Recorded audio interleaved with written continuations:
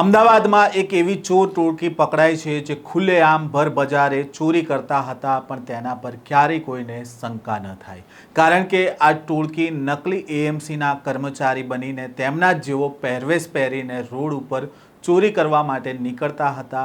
અને આ સમગ્ર ભાંડો કેવી રીતે ફૂટ્યો તેની વાત કરીશું આ વિડીયોમાં. વૈષ્ણવજન તો તેને કહીએ જે પીડ પરાઈ જાનાને રે. નમસ્કાર, નવજીવન ન્યૂઝમાં આપનું સ્વાગત છે. હું છું જયંત દાફડા. અમદાવાદમાં ચોરીનો એક અજીબો ગરીબ કિસ્સો સામે આવ્યો છે, જેમાં ચોર ટોળકી છે તે ચોરી કરવા માટે એએમસીના કર્મચારી બનીને તેમના જ જેવો પહેરવેશ ધારણ કરી ચોરી કરવા માટે નીકળતા હતા.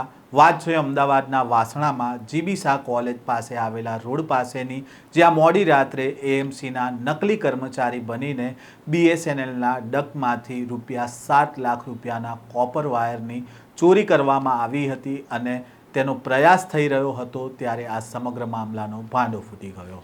ઉત્તર પ્રદેશની આ ગેંગ છે જેને ઝડપી પાડવામાં આવી છે, અને આ ગેંગ દ્વારા ક્રેન લાવી હેલ્મેટ અને રિફ્લેક્ટર જેવા જેકેટ પહેરી તેમજ ટ્રાફિક ડાયવર્ટ કરાવી અને સરકારી કામ ચાલતું હોય તેવો ડોળ કરવામાં આવતો હતો. જો કે બીએસએનએલના કર્મચારીને શંકા જતાં પોલીસને જાણ કરવામાં આવી હતી, જેથી તુરંત પોલીસનો કાફલો છે તે સ્થળ ઉપર પહોંચ્યો હતો અને વાસણા પોલીસે પૂછપરછ કરી હતી, જેમાં ભાંડો ફૂટ્યો હતો કે તે ચોર ટોળકી છે.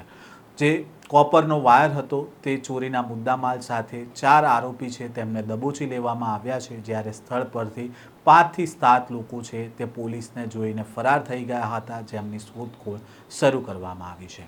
વાસણાના જીબી શાહ કોલેજ પાસે મોડી રાત્રે આ ગેંગ છે તે ક્રેન લાવી અને ત્યાં આવી હતી અને એએમસીના કર્મચારી હોવાનું કહીને રિફ્લેક્ટર જેકેટ તેમજ હેલ્મેટ પહેરીને બીએસએનએલની ડગ તોડવાની કોશિશ કરી રહ્યા હતા. અને આ ઠગે હાથમાં ડંડા રાખીને રસ્તા પરનો ટ્રાફિક છે તે પણ ડાયવર્ટ કરી રહ્યા હતા, જેથી લોકોને લાગે કે અહીંયા કોઈ સરકારી કામ ચાલી રહ્યું છે. એટલું જ નહીં, પણ આ લોકોએ સ્થળ પર હાજર બીએસએનએલના સિક્યુરિટી ગાર્ડને પણ પોતે એએમસીના કર્મચારી હોવાનું જણાવીને ગેરમાર્ગે દોર્યો હતો અને ક્રેનની મદદથી ડકમાંથી કોપરના વાયર કાઢી રહ્યા હતા અને ચોરી કરવાનો પ્રયાસ કરી રહ્યા હતા. જોકે આ સમગ્ર પ્રવૃત્તિ ચાલી રહી હતી ત્યારે એક બીએસએનએલના કર્મચારીને જાણ થાય છે અને તે ઉચ્ચ અધિકારીઓને જાણ કરે છે, અને ત્યારબાદ પોલીસને આ બાબતની માહિતી આપે છે, અને ત્યારબાદ વાસણા પોલીસનો કાફલો છે તે ઘટના સ્થળ ઉપર પહોંચે છે અને નકલી જે કર્મચારીઓ હતા તેમણે પોલીસને જોઈને નાસભાગ કરવા લાગ્યા હતા, પરંતુ પોલીસે સ્થળ પરથી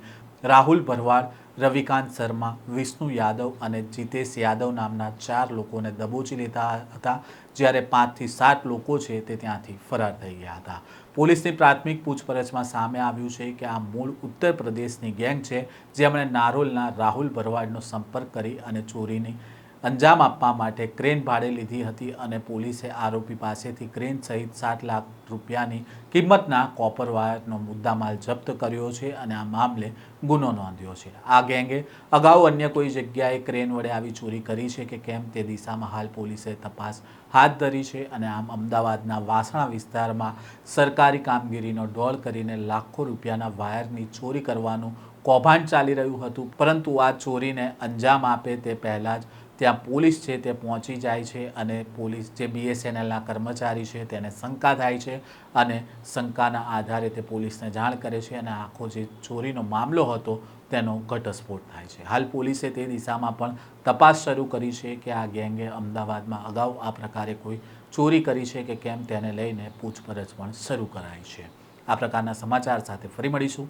નવજીવન ન્યૂઝ સાથે જોડાયેલા રહે.